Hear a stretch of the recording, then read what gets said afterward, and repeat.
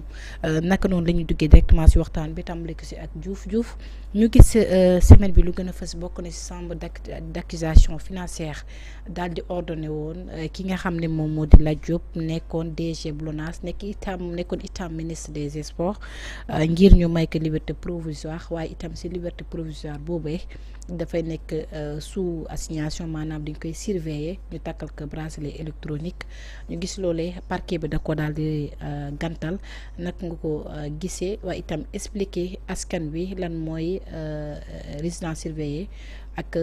moom ki nga xam ne moo di Lat Diop li la war a nekkee sax en prison mu génn këram peut-être différence bi moom moo di dina gis njabootam mais lu ëpp ci li nga xam ne dañ koy surveiller foofu lañ koy surveiller fi nga xam moo di këram. jërëjëf Binta boo xoolee cas Lat Diop bi depuis bi ñu ko téye donc ay avocat ñu ngi doon sàkku bàyyi ndéganiku maanaam liberté provisoire donc defoon plusieurs tentatives yoo xam ne nii chaque fois dañ ko doon gàntal donc ay avocat nag bi ñu saisir ki nga xam mooy chambre d'accusation donc chambre d'accusation donc dafa ne nañ ko accorder liberté boobu placé ko sous bracelet électronique donc maanaam donc toujours est-il que bu ko justice soxlaa donc dana ñëw wuy si mais amul droit génn réew mi léegi nag si kaw loolu xam nga parquet général aussi avocat la day layal société bi am na droit aussi yoon may na ko mu opposé aussi li nga xam ne nii mooy décision chambre d'accusation bi tout à fait donc war parquet général am na sañ-sañ pour voir en cassation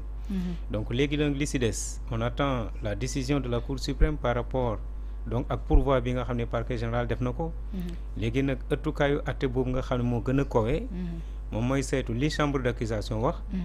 ak li nga xam ne parquet général opposé na aussi kan moo si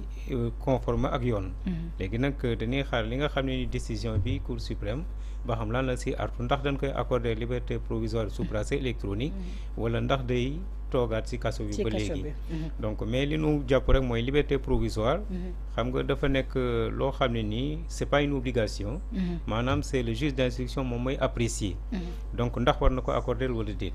et mën nañ jàpp ne s'il présente des garanties de représentativité parce que Sénégal la dëkk njabootam mi ngi fi famille mi ngi fi fi lay liggéeyee maanaam léppam mi ngi fi loolu on peut dire que sur ce point donc il présente donc des garanties de représentativité maanaam bu ko yoon soxlaa rek moom du am benn problème dana ñëw donc si kaw loolu xëy na juge d'instruction war na si mën a sukkandiku may ko li nga xam mooy liberté provisoire mais beneen côté bi aussi boo gisee tout souvent ñuy gàntal liberté provisoire c'est que nit ñi bu leen placé sous bracelet électronique dana am ay faits yoo xam ne ni danañ ko mën a dissimuler wala danañ mën a nekk en contact avec le monde extérieur alors que le dossier est en instruction ba léegi ñi ngi koy continuer am na ñoo xam ne xëj na war na leen mën a tudd ci dossier bi looloo tax nag parquet général moom opposé wu ne nañ ko fi bàyyi ba léegi parce que l'enquête suit son cours voilà donc avec le monde extérieur ou bien mu dissimuler ay des éléments de preuve yoo xam ne nii en tout cas lépp mais sous surveillance la ñu wax non oui mais sous bracelet électronique mooy sous surveillance bi rek maanaam mi ngi këram mi ngi gis njabootam waane chaque fois bu ko justice soxlaa day ñëw wuy si mais amul sañ-sañ génn réew mi waane ki nga xam ne mi ngi këram mi ngi gis ak njabootam mi ngi communiquer avec le monde extérieur dina am ñoo xam ne mën nañ ko gis am na ay éléments de preuve yoo xam moom moo ko xam bu ko neexee mën na ko dissimuler léegi nag pour éviter tout ça xëy na juge d'instruction nag donc si sañ-sañam mu ne man du ma ko accorder li nga xam mooy liberté provisoire d'autant plus que dossier bi dafa nekk en instruction jugé gun ko te l'instruction est secrète am na yeneen mbir yoo xam ne nii xëy na war nañ ko xóotal si enquête bi donc ba tax na buñ ko bàyyee yooyu dina xaw a gàllankoor li nga xam ne nii mooy dossier instruction bi donc man si sama xel loolu laa jàpp ne loolu tax parquet général opposé wu léegi nag li si des comme un pourvoi a été formé nañu xaar cour suprême artu si mbir mi ndax dañ koy libérer wala ndax dañ koy bàyyi négandiku si kaso bi ba léegi très bien ci loolu également monsieur Diallo ñu gis Lat Diop daal dina def ab poste wala daal dina wax wone lu nekk si moom parce que mi ngi wax ne je suis très honoré d'être la cible d'autant de haine et d'acharnement parce que jàpp na ni peut-être luñ ko teg yëpp acharnement la ba tax ne moom nee na dana des fi nga xam ne moom moo di prison parce que am na yàkkin na dana génne fi nga xam fa la nekk je sortirai de prison je vais continuer à vivre cette épreuve dignement donc sortie ba nga xam ne moom Lat Diop brisé na silence d'après ay mois yi ñu ko tegee loxo ndax nga ko gisee ak opposé bu ñu opposé wu ngir ñu may ko liberté provisoire.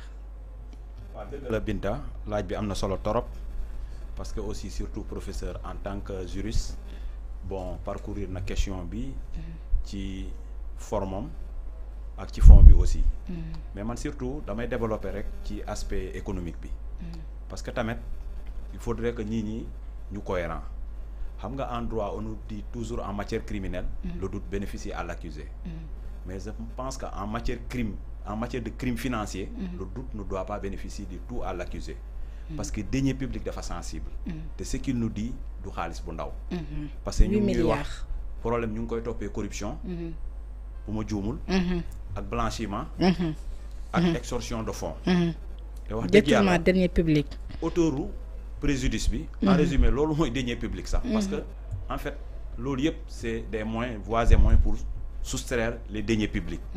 parce que deniers publics tamit on peut l'entendre au sens strict mais mën nañ ko dégg aussi au sens large parce que lépp li nga xamante ne alalu mbooloo la mën nañ ko considérer comme deniers publics au sens large peut-être souvent dañ koy considérer au sens strict mooy xaalis bi nga xamante ne mu ngi jóge ci gafa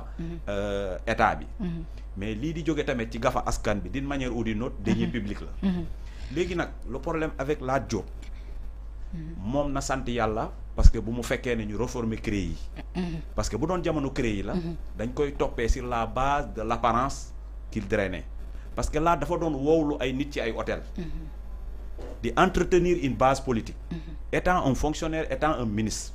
là il ne va pas nous dire que salaire am la jëloon di entretenir base politique boobu donc man je pense que le parquet war na di jàng di pousser ses investigations parce qu'on a vu l'affaire Kocc Barma comment la police a pu dénouer cette affaire donc rawatina maanaam loo xamante ne dafa mel ni parquet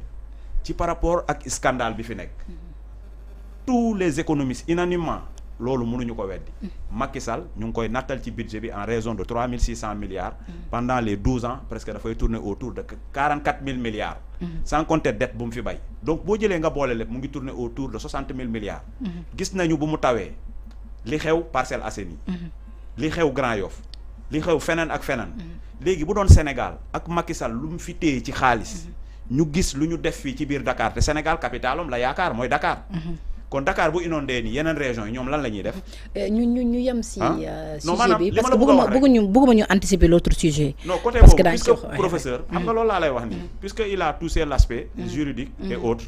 donc le parquet général c'est très normal parce que. kon yow nangu accepter nga wala vous êtes d'avis si le parquet bi wax dañ si ko lu mu ko gàntal li nga xam ne moo liberté provisoire pour préserver. li nga xam ne non moo tax ma ne la peut-être da nga suivre sama raisonnement.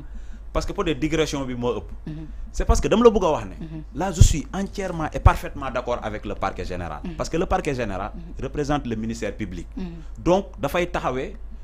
côté askan bi. léegi nag boo jëlee chambre bi c'est très normal parce que ñoom des questions de procédure la ñuy xool des questions de forme et autres. xam nga parce que ñoom c'est vrai li ñuy gën a xool mooy ndax ñu ngi respecter droit bi wala dara. mais léegi intérêt sénégalais yi nag. ñoom xanaa duñu xool loolu parce que le droit aussi doit apprendre à aller plus loin que ça ñu bañ a yem rek ci ay cadre forme affaire yooyu parce que problème bi mooy dafa am ku ko tudd mu amoon ci problème mu jeu kooku ne ko daf ko doon jox xaalis wala da ko doon laaj xaalis mais ñi xam nañu ne ça c'est des pratiques qui sont courantes au Sénégal bu ñuy taxaw ñu ne dañuy protéger les lanceurs d'alerte te encore plus loin état bi mu ngi commencer def ay investigations ci collectivités territoriales yi on verra ce que cela va donner lu ñuy wax rek état bi mu nekk di traîner un peu le pas parce que bu ñu ko traîner wul wax dëgg yàlla xaalis bi nga xamante ne mu ngi génnee ci circuit formel bi circuit administratif bi gars yi di ko pomper wax dëgg yàlla xaalis boobu yëpp bu delluwaatee ci gafa askan bi je pense que ça sera un très bon pas pour le développement. et pourtant moom mi ngi wax ni acharnement la moom la non xam nga quand même disons-nous la vérité Laat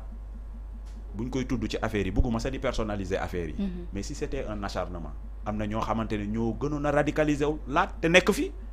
te personne ne les a inquiétés le parquet financier bu mu commencé woon di càmbar affaire rapport Cour des comptes yi mais ku mel ni Tange Tandian pour ne pas citer son nom mais Tange lan la fi saagul Ousmane Sonko lan la ko yekkul mais buñ ko woowee pour mu ñëw prouver bu mu joxee ay preuve am mais dañ ko bay mu ñibbi këram mu ndëgëndëku donc ñun lu ñuy wax en tout cas man de personnellement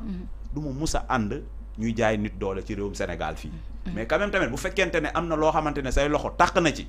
quel que soit alpha Idrissa Seck dafa doon wax jusqu'à l'extinction du soleil on pourra pas m'imputer mais waxul ne jëlul donc problème imputabilité bi lay wax ak jël bi c'est différent waaw xam nga dañuy ne pël dafay ne bokkuma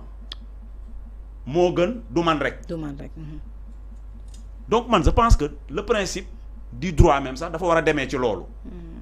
mooy le fait que ngay ne bokkoo parce que yaa ngi jàpp ne mënuñu am preuve ci yow mais man li may wax rek au Sénégal y a des gens yoo xamante ils maîtrisent très bien les choses nañu dem jox état bi les informations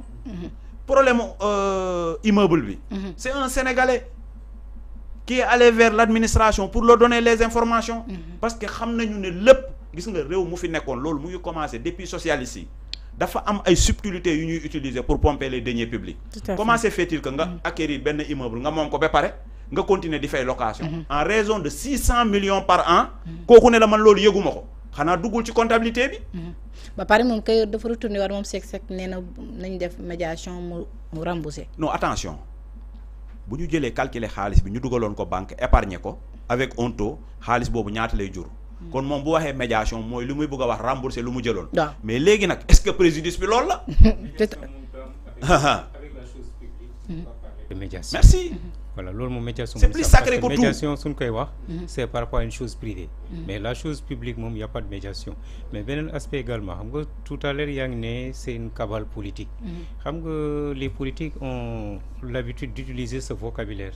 chaque fois quand ils font l'objet de poursuites rek ñu ne cabale la alors que les faits sont là les faits sont têtus tout à fait c'est sur la base d'un rapport qu'il a été épinglé et que la justice xamul ma Samba xamul ma Demba xamul kii politique la wala kii du politique am na lu la dénkoon saytu nañ gis na y a des cas de détournement donc am loo xam ne ñu ngi corruption yu demee noonu ay chef d'inculpation mais le reste comme la justice mi ngi def liggéeyam le dossier est en instruction moom li mu war a def parce que yoon aussi day respecter li nga xam ne mooy ak yelleefu ki nga xam moom lan téye donc am na ay avocats man je dis que ça doit être le rôle des avocats donc de consulter son dossier pour dire que voilà ce qu'on reproche à notre client donc n'est pas avéré